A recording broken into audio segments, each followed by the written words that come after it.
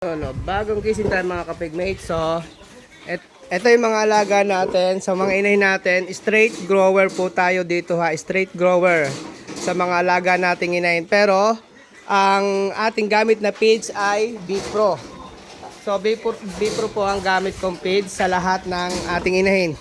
Kahit sa mga big mga kapigmate, B-Pro, ano po yan, B-Pro grower. Ayan, itong mga alaga natin. Yan, kahit ito, mga bagong anak. So, nakakatikim na rin sila ng beef pro grower. Pati itong mga inahin natin. Lahat po sila straight beef pro grower. Yan. So, hindi na po tayo gumagamit ng lactating, gestating. At ang hirap mag-adjust. So, yan. Puro grower po yan, ha. Yan. Ito mga to, mga buntis na rin to mga to. Yan, oh.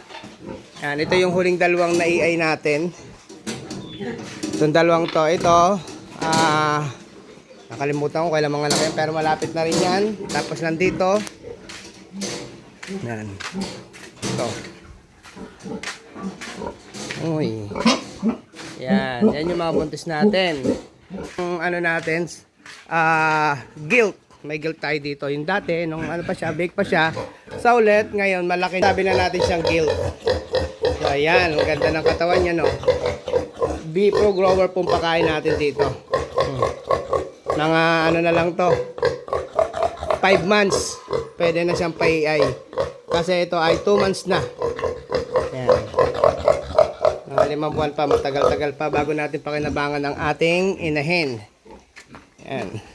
So maganda yung feeds na gamit natin ngayon, hiyang sa mga alaga natin, matataba yung mga inahin natin. Yan.